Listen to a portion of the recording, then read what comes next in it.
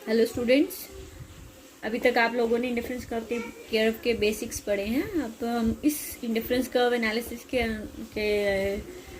Basis पर consumer का equilibrium decide करेंगे, यानी कि उपभोक्ता का संतुलन डिसाइड करेंगे। आपने जो है वो कार्डिनल थ्योरी में भी पढ़ा हुआ है कंज्यूमर इक्विलिब्रियम की शर्तें। तो इसी तरह से ऑर्डिनल यूटिलिटी थ्योरी में भी कंज्यूमर इक्विलिब्रियम जो है डिसाइड किया जाता है। प्रत्येक कंज्यूमर चाहता है कि वो अपने एक्सपेंडिचर के साथ मैक्सिमम सेटिस्फेक्शन प्राप्त करे। कंज्यूमर में find out with the help of indifference curve analysis as to how he should spend his income on the combination on different goods so that he gets maximum satisfaction.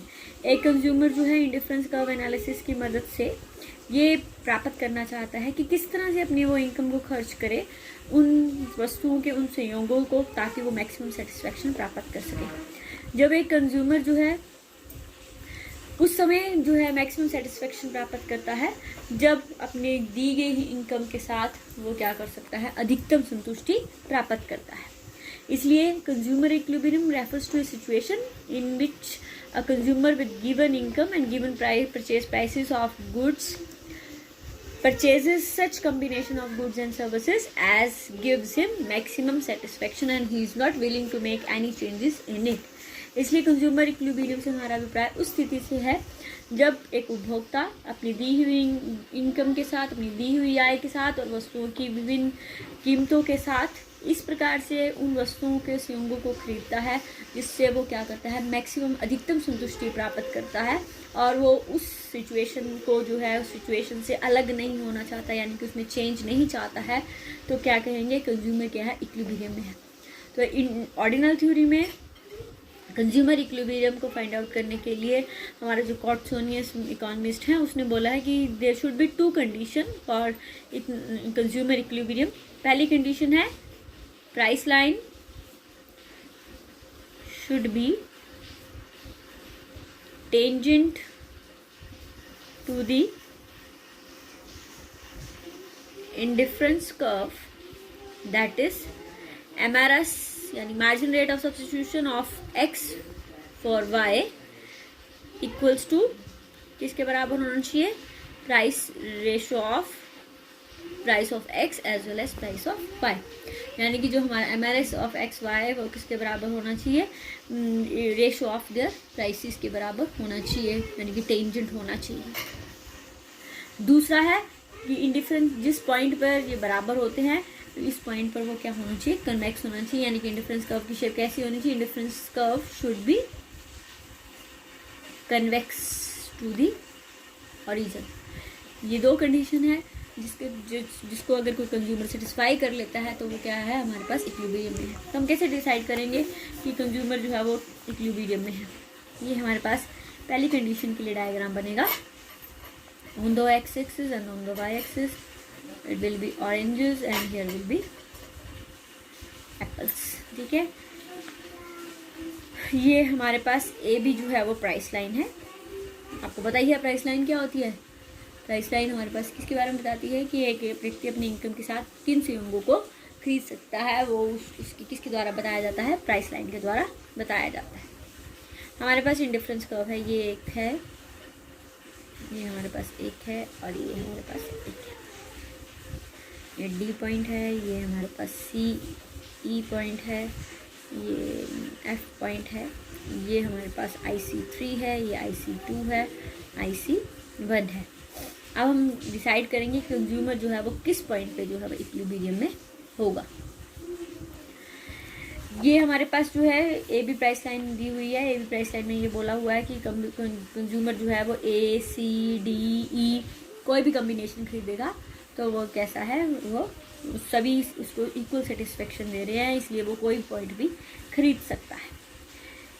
लेकिन जब इसमें हमें ये प्राप्त करना है कि इन कौन सा वो कॉम्बिनेशन खरीदे कि वो कंज्यूमर जो है वो इक्विलिब्रियम में हो। तो अगर हम सी ई कॉम्बिनेशन की बात करते हैं तो इस पॉइंट पे कंज्यूमर जो है इक्विलिब्रियम में नहीं हो सकता है, क्योंकि ये किस पॉइंट पे है, IC1 पे है, यानी कि निचले इंडिफरेंस कर्व पे है। और आपको पता ही है lower the indifference curve lower will be the satisfaction. वो इसमें इस इंडिफरेंस कर्व पर कहीं भी क्या है, मूव आउट कर सकता है। IC3 तो वो खरीदेगा नहीं क्योंकि वो उसकी इनकम के बाहर है, अनअटेनेबल कम्बिनेशंस हैं, इसलिए ये IC3 जो हमारा पास है इसको तो वो खरीदेगा नहीं, यानी कि इस लेवल पे तो वो सेटिस्फेक्शन पे नहीं होगा। अब जो है कंज्यूमर जो है हम बात करते हैं तो कंज्यूमर किस पॉइंट पे इक्विलिब्रियम पे होगा, डी पॉइंट पे होगा, क्योंकि यहाँ पर जो हमारी प्राइस लाइन है वो क्या है, टेंजेंट है, किसके है, price ratio of x and y. ठीक है, ये हमारी प्राइस लाइन है और ये हमारा क्या है, IC इंडिफरेंस कर्व है। इन दोनों पॉइंट पे देयर शुड बी, हमारा पहली कंडीशन थी price line should be tangent to indifference curve. इसका मतलब है जो हमारा margin rate of substitution of x और वाई है वो किसके बराबर है, price ratio equal to the price ratio of x and y. तो इस पॉइंट पर जो है कंज्यूमर क्या है, इक्विलिब्रियम में होगा, और इस पॉइंट से कंज्यूमर जो है वो ऊपर या नीचे की ओर मूव नहीं कर सकता, क्योंकि IC1 नीचे है, IC2 इस दोनों का कंपैरिजन करें तो IC2 हमारा हायर लेवल पे है, तो इस लेवल पे कंज्यूमर जो है इक्विलिब्रियम पे होगा। ठीक है, तो पहली शर्त जो है वो हमारी कहाँ पर सेटिस्फाई होती है, इस डी बिंदु पर होती है। दूसरी है it must be convex to the origin. ये बहुत इंपॉर्टेंट वो है, कन्वेक्स और कनकेव मैंने आपको बताया हुआ है क्या है। कन्वेक्स में जो MRS है वो क्या होता है, डिक्लाइन होता है, और कनकेव में MRS क्या होता है, इंक्रीज होता है। तो हमारे पास अगेन वो AB हमारी एक प्राइस लाइन है, हमारा ये इंडिफरेंस कर्व है यहाँ पर, इस पे ये इंडिफरेंस कर्व जो है वो क्या है, कनकेव है। तो E पॉइंट जो है वो पॉइंट ऑफ टेंजेंसी तो है, यहाँ पर MRS ऑफ एक्स वाई जो है वो प्राइस रेशो के बराबर तो है, लेकिन जो हमारी दूसरी कंडीशन है कि इट शुड बी कन्वेक्स।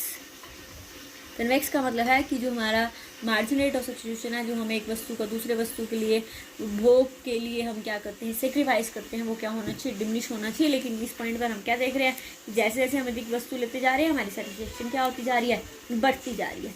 इसका मतलब है कि हम किसी भी पॉइंट पर इधर लेफ्ट और राइट मूव करके कंज्यूमर जो है हायर इंडिफरेंस कर्व तक पहुंच सकता है। इसलिए ये जो पॉइंट हमारा पॉइंट ऑफ टेंडेंसी तो है, लेकिन ये पॉइंट ऑफ टेंडेंसी जो है ये हमारा स्टेबल पॉइंट नहीं है। It does not indicate the maximum satisfaction with the given curve, क्योंकि ये मैक्सिमम सेटिस्फेक्शन को नहीं दिखा रहा है, क्योंकि जो हमारे ई टेंडेंसी के जो पॉइंट्स हैं वो लोएस्ट अटेनेबल इंडिफरेंस कर्व पे है, जबकि हमारा इंडिफरेंस हायर इंडिफरेंस कर्व जो है वो कौन सा है, ये हमारा IC1 है और ये हमारा IC2 है। तो जब हमारा मान लो ये जो टेंडेंसी जो है वो हमारी R पॉइंट पे भी हो रही है, ये हमारा हायर इंडिफरेंस कर्व है, कंज्यूमर जो है इस पॉइंट पर क्या करता रहेगा, मूव करता रहेगा। कब तक मूव करेगा, जब तक वो R पॉइंट पर नहीं पहुंचता है। तो इसका मतलब है कि अगर हमारा इंडिफरेंस कर्व कनकेव है तो इक्विलिब्रियम पोजीशन जो है वो हमेशा R पर होगी, जो जिसको हम क्या बोलते हैं, कॉर्नर इक्विलिब्रियम बोलते हैं। ये जो R पॉइंट पे हमारा इक्विलिब्रियम आ रहा है, ये कौन सा इक्विलिब्रियम आ रहा है, it is called as corner. और इस कॉर्नर का मतलब क्या है कि हम सिर्फ एक ही वस्तु को ले रहे हैं, दूसरी वस्तु को ले ही नहीं रहे हैं। जबकि इंडिफरेंस कर्व एनालिसिस हमें क्या बोलता है कि हमने दो वस्तुओं को वो करना है, दो वस्तुओं के कॉम्बिनेशंस को बताता है, जिससे हमें क्या प्राप्त हो सके, मैक्सिमम सेटिस्फेक्शन प्राप्त हो सके। तो हमारी जो कंडीशंस हैं वो कहाँ पर फुलफिल होती है, इस पॉइंट पे, डी पॉइंट पे, जहाँ पर IC1 जो है वो टेंजेंट है हमारी प्राइस लाइन के, और दूसरा हमारा क्या है कि ये जो है कन्वेक्स टू द रीजन है। कन्वेक्स टू द रीजन का मतलब क्या है कि जो हमारा MRS ऑफ एक्स वाई है इट इज डिमिनिशिंग, ये कम हो रहा है, और यही हमें कंडीशन चाहिए। और जिस बिंदु पर ये सेटिस्फाई हो रहा है वो कौन सा बिंदु है, हमारे पास डी बिंदु है। तो कंज्यूमर उस समय इक्विलिब्रियम की अवस्था में होगा, उस समय संतुलन की अवस्था में होगा, जो वो दी हुई आय से और वस्तुओं की कीमतों के अनुसार उस संयोगों को खरीदेगा जिसमें उसको चेंज करने की कोई पॉसिबिलिटी नहीं होगी। वो जितना प्राप्त कर रहा है उसमें उसको क्या मिल रहा है, अधिकतम संतुष्टि प्राप्त हो रही है। बहुत इंपॉर्टेंट क्वेश्चन है, आपको हर बार क्वेश्चन पेपर में पूछा जाता है, give the conditions of equilibrium with the indifference curve analysis. तो ये हमारे पास दो कंडीशंस हैं, इसको आपने अच्छे से डिस्क्राइब करना है, एक्सप्लेन करना है, डायग्राम जो है वो प्रॉपर जो है वो लेबल करना है कि क्या है, IC1 है, IC2 है, किस तरह से बताया जा रहा है। ठीक है, तो ये हमारा क्या था, कंज्यूमर इक्विलिब्रियम था। अब जो है हमारा नेक्स्ट टॉपिक है प्राइस कंजप्शन कर्व क्या होता है, या प्राइस जो है हमारे पास चेंज और effect of change in price और दैट इज और कंज्यूमर और इक्विलिब्रियम। तो हमारा है price consumption curve.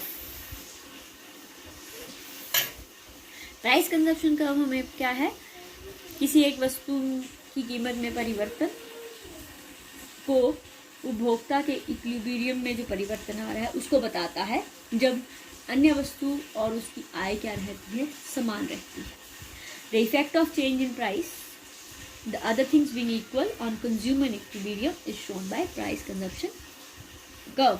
Price consumption curve हमारे पास उपभोक्ता के संतुलन में परिवर्तन को बताता है, जब सिर्फ एक वस्तु की कीमत में परिवर्तन होता है और बाकी दूसरी वस्तु की कीमत जो है और उपभोक्ता की आय क्या रखी जाती है, स्टेबल रखी जाती है, उसमें कोई परिवर्तन नहीं होता। और it is the curve which shows the optimal combination of x and y that the consumer will buy at different prices of x y holding income and price of y constant. और price consumption curve वो curve है जो हमें x और Y के उन optimal combination को, उन उत्तम जो है हमारे पास संयोगों को बताता है, जिसे कंज्यूमर जो है एक्स की विभिन्न कीमतों पर खरीदेंगे, जब एक उपभोक्ता की आय को और उसकी जो वाई की कीमतों को क्या रखा जाएगा, स्टेबल रखा जाएगा।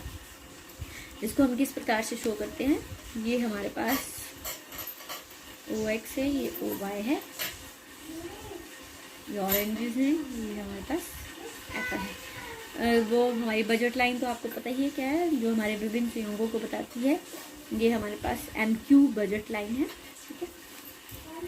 अब हमने क्या करना है कि एप्पल के प्राइसेस को सेम चेंज करना है और ऑरेंजेस के प्राइसेस को क्या करना है, मूव करना है। तो हमारे पास मान लो एप्पल के प्राइसेस क्या हो गए हैं, कम हो गए हैं, तो हमारी प्राइस लाइन क्या हो जाएगी, हमने पढ़ा था पिछले टॉपिक में, जब एक वस्तु की कीमतें गिरती हैं तो प्राइस लाइन आगे की ओर शिफ्ट हो जाती है। तो हमारी जो प्राइस लाइन है वो क्या हो जाएगी, MC हो जाएगी। इनिशियली कंज्यूमर इस पॉइंट पे था, IC1 पे था, और वो जो है PA वस्तु का यूज़ कर रहा था। अब कंज्यूमर जो है वो IC2 पर है, P1 जो हमारे पास B वस्तुओं का यूज़ कर रहा है। अगेन एप्पल के प्राइसेस जो हैं हमारे पास क्या होते जा रहे हैं, गिरे जाएंगे। तो कंज्यूमर जो है वो नई प्राइस लाइन पे आगे की ओर शिफ्ट हो जाएगा।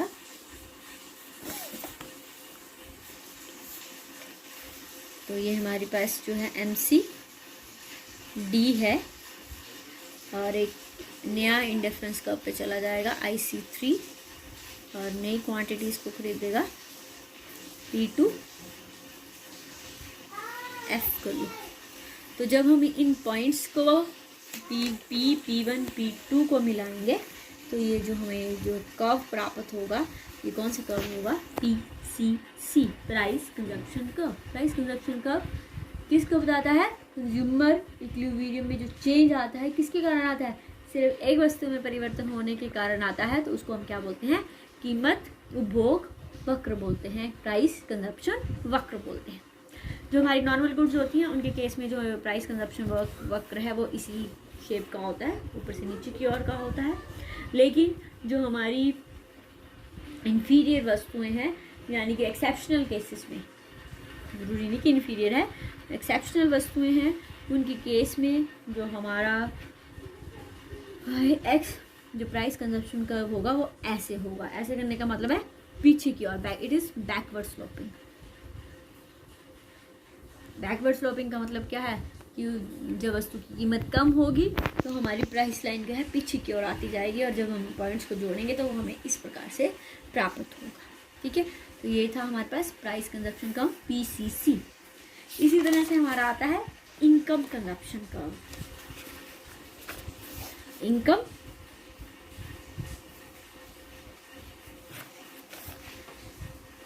Consumption curve ICC।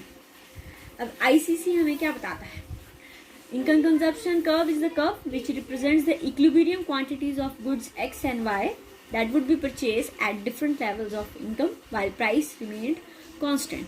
जब वस्तुओं की कीमतों को स्थिर रखा जाता है और सिर्फ इनकम में परिवर्तन होता है, तो उसके कारण जो हमारे कंज्यूमर इक्विलिब्रियम में परिवर्तन होगा उसको हम किस वक्र के द्वारा शो करते हैं, ICC वक्र के द्वारा करते हैं, यानी कि इनकम कंजप्शन वक्र के द्वारा, यानी कि आय उपभोग वक्र के द्वारा शो किया जाता है। Income consumption curve refers to the effect of change in income on the equilibrium of the consumer. Income जो कंजप्शन वक्र है वो हमारे पास आय में होने वाले परिवर्तन का उपभोक्ता संतुलन में जो परिवर्तन आता है उसको प्रदर्शित करता है, उसको दिखाता है।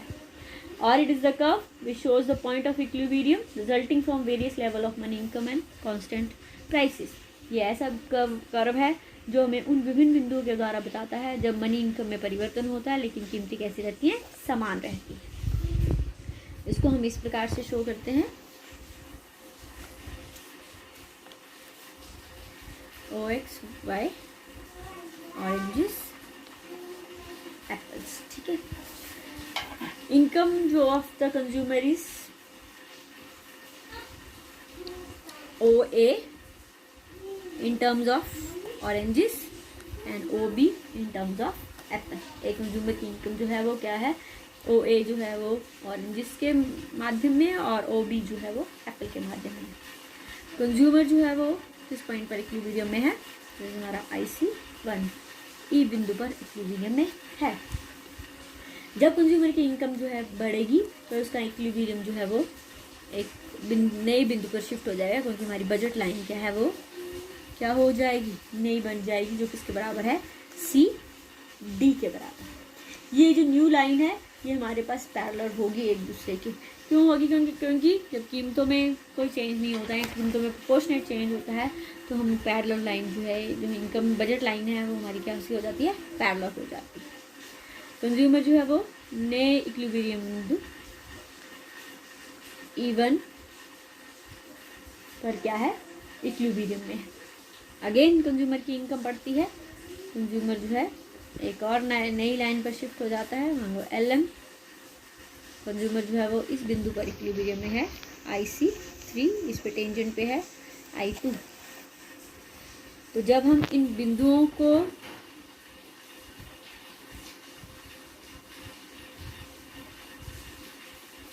मिलाएंगे हमें जो कर्व प्राप्त होगा वो कौन सा कर्व होगा, ICC प्राप्त होगा, इनकम कंजप्शन कर्व प्राप्त होगा, ठीक है। इसका जो आपके पास नॉर्मल गुड्स है उनके केस में जो हमारा इक्विलिब्रियम जो है वो, उनका जो कर्व है वो ऐसा ही बनेगा, ठीक है। Positive slope of ICC in case of normal goods, ठीक है। ये हम जो इक्विलिब्रियम पॉइंट्स को इकट्ठा करके पॉइंट एक वक्र प्राप्त करते हैं। इट स्टार्ट्स, ये ओरिजिन से स्टार्ट होता है। जब इनकम कंज्यूमर की इनकम ज़ीरो होती है तो उसका कंजप्शन भी क्या होगा, ज़ीरो होगा। जैसे जैसे इनकम बढ़ती जाएगी कंजप्शन भी क्या होगा, बढ़ता जाएगी। ICC कर्व हमने कहाँ से स्टार्ट करना है, ज़ीरो से स्टार्ट करना है। और जो हमारी इंफीरियर गुड्स हैं, तुम्हारी कौन सी वस्तुएं थी, सुपीरियर या नॉर्मल। इंफीरियर गुड्स के केस में कैसा होगा हमारा,